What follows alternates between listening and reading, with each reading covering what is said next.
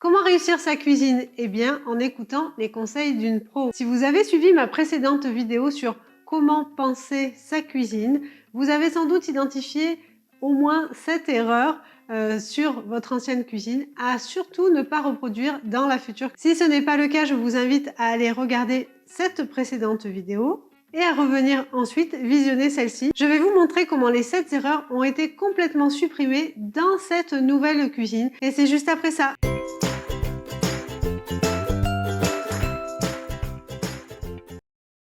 Je suis Elodie Pétard, décoratrice d'intérieur. Dans mes vidéos, vous retrouvez des conseils et des astuces pour vous qui aménagez votre intérieur. Le premier point bloquant, c'était le manque de plan de travail. Dans le nouveau projet, ce qu'on a fait, c'est qu'on a supprimé la colonne qui était ici, où il y avait le four que l'on a replacé en dessous de la plaque de cuisson pour gagner en linéaire de plan de travail. Et ça permet effectivement vraiment de faire de la préparation de façon plus aisée.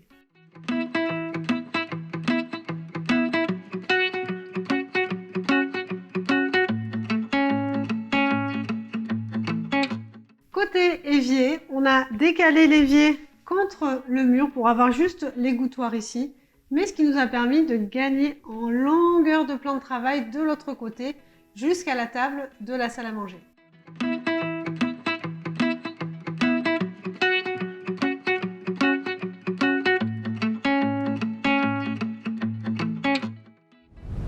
Le deuxième point bloquant, c'était le lave-vaisselle. Il se trouvait juste ici, au niveau de la porte-fenêtre.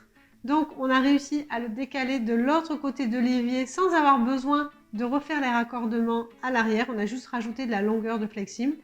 Et ce qui permet d'ouvrir le lave-vaisselle sans gêner le passage vers la terrasse et la véranda. La troisième erreur, c'est souvent le positionnement de la poubelle. Si on veut l'intégrer dans les éléments pour pas que ça fasse tache au milieu de la cuisine, souvent elle est placée ici, en dessous de l'évier. Par contre, quand vous faites la vaisselle, le souci c'est qu'il y a toujours les personnes qui débarrassent la table et qui vont vous demander de vous pousser. Donc ici, la solution a été tout simplement de décaler la poubelle sur le tiroir qui est à côté de l'évier et qui ne gêneront plus ainsi la personne qui est occupée au niveau de l'évier. Le quatrième point que nous avions repéré, c'est où placer les torchons.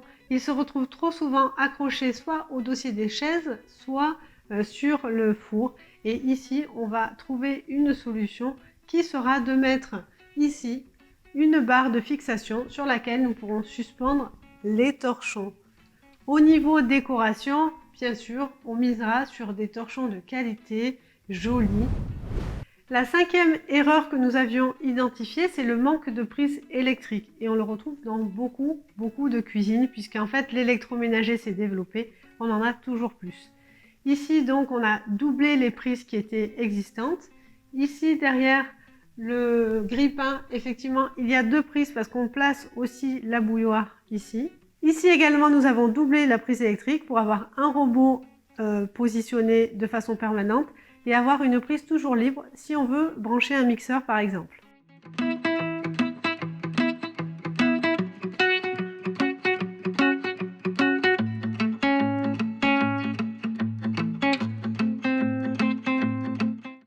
Côté évier, nous avons rajouté des prises électriques puisqu'il n'y en avait pas du tout. Donc une prise ici et une seconde prise ici qui permettent de brancher ponctuellement de l'électroménager. Ce qui est important de dire, c'est que ces prises maintenant sont équipées de façon à être très sécurisées au niveau de l'utilisation de l'eau.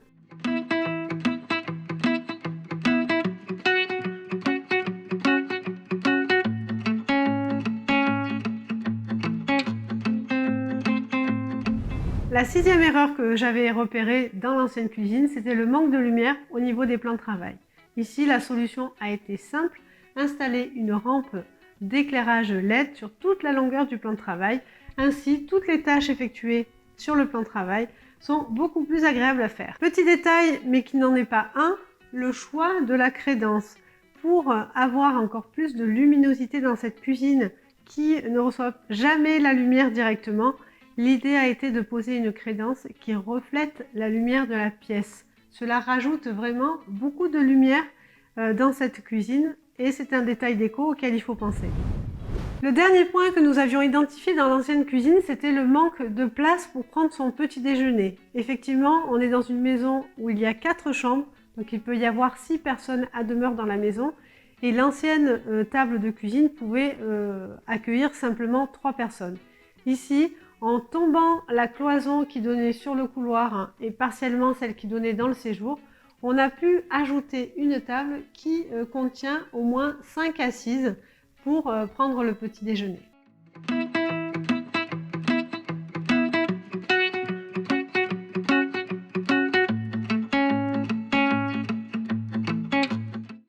Vous avez peut-être remarqué que même en faisant un travail très précis pour supprimer les 7 erreurs de l'ancienne cuisine, il y a toujours des petits points qui mériteraient d'être encore améliorés. Dans cette cuisine, on a gagné beaucoup en ergonomie, mais c'est à chaque fois l'expérience et l'utilisation de la cuisine qui permet de voir ces choses-là. Dans cette nouvelle cuisine, on a eu l'idée de mettre la poubelle décalée par rapport à l'évier, mais il reste encore un point qui aurait pu être amélioré, c'est qu'on est obligé de se baisser pour ouvrir le compartiment des poubelles.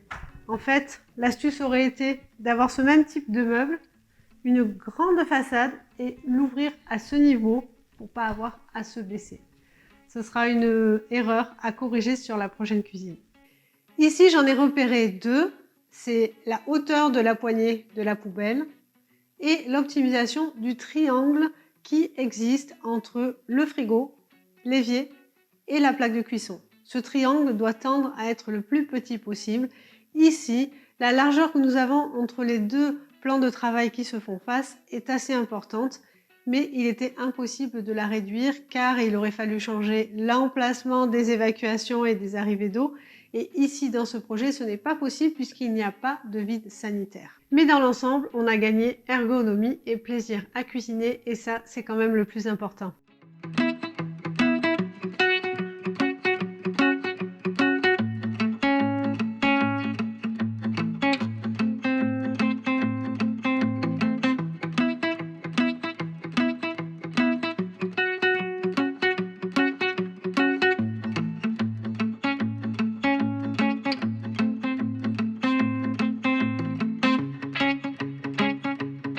Et si vous souhaitez rendre votre cuisine encore plus chaleureuse, je vous invite à télécharger mon guide déco gratuit 7 conseils pour un intérieur plus chaleureux. Je vous mets le lien dans la description de cette vidéo.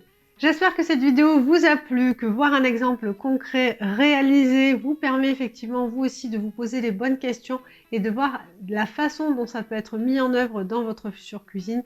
Rappelez-vous que le cuisiniste est de très bons conseils également pour régler tous vos petits soucis d'organisation et vous verrez que la décoration finalement vient en dernier une fois que vous avez réglé tous ces points d'ergonomie et d'organisation au quotidien mais qui sont tellement importants. La décoration vient ensuite et ce sera la touche finale, la cerise sur le gâteau et à ce moment-là vous me ferez plaisir, je n'en doute pas. Donc si cette vidéo vous a plu, n'hésitez pas à la liker, à la commenter ou bien à la partager. Et vous savez, nous nous retrouvons très bientôt pour une nouvelle vidéo avec des conseils et des astuces pour vous qui aménagez votre intérieur. À très bientôt!